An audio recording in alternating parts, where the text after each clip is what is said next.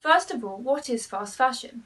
Simply put, it is inexpensive clothing rapidly produced by mass-market retailers in response to the latest trends. In order to make these clothes so cheaply, brands turn to the millions of people working in sweatshops in unsafe working conditions at around £1 per day.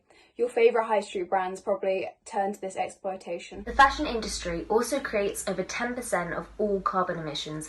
This is more than all air travel and international shipping combined. For our purposes, the fashion industry's detrimental impact on freshwater sources is one of its most shocking impacts. It is the second largest consumer of global water supply and accounts for 20% of global water waste. Overusing or wasting water like this limits its availability for billions.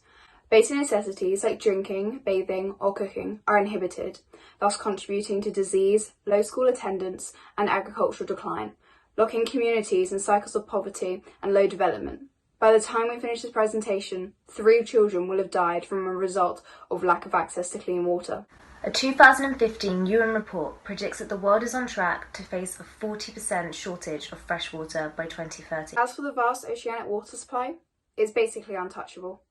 Desalination of seawater is extremely expensive and requires large amounts of energy. The soil either gets pumped back into the oceans or underground, obliterating ecosystems and groundwater supplies. Essentially, our only option is to reduce our usage of fresh water. Cotton specifically represents half of the total fibre used to make clothing today.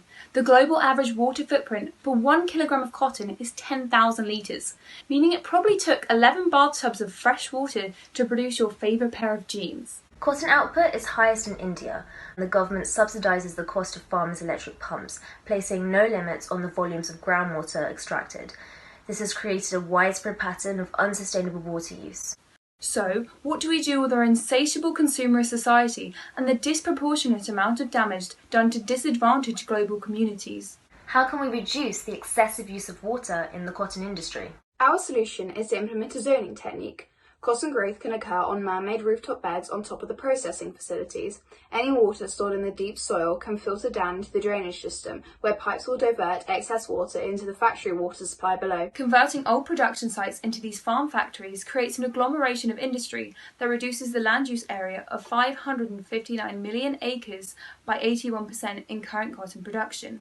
Old cotton fields could also produce edible crops to meet global food insecurity needs. There is a mutual benefit, because when the cotton's vertical taproot is waterlogged, the plant can't uptake adequate amounts of nutrients and oxygen from the soil, so excess water can drain into the factories for cotton dyeing via a regulated drainage system, meaning the potential for irreversibly drying out water stores, as was with the case of Aral Sea in Central Asia, from the river draining would be slim. Factory noise may also deter insects and cut down on the global insecticide use.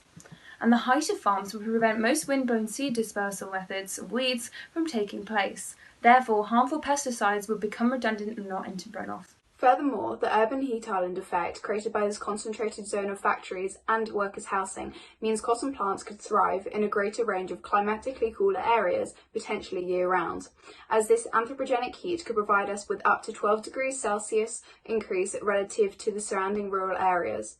Productivity would soar as the 18 to 30 degrees Celsius conditions would be more easily met. Cotton plants' rate of photosynthesis would increase, as the CO2 concentration would too. Additionally, nitrogen-fixing soybeans are suited to warm climates and so preserve soil fertility when planted alongside rooftop cotton. At times where rainfall could not meet the farm factory's demand, a battery-controlled drip pipe system would be activated, giving water directly to the plant roots. It would be sustainably supplied from water from aquifers or nearby rivers, but emphatically less so than current times. The system as a whole greatly reduces water loss to evapotranspiration, as well as runoff, and maximises land use for high levels of growth and manufacturing, even decreasing toxicity of any wastewater and runoff.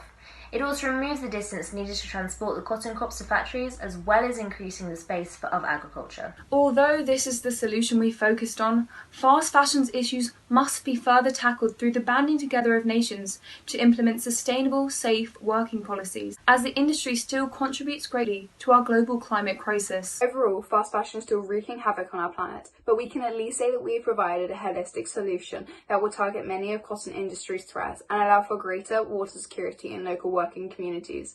It is one step closer to having a world based on sustainability and fair access to resources for all.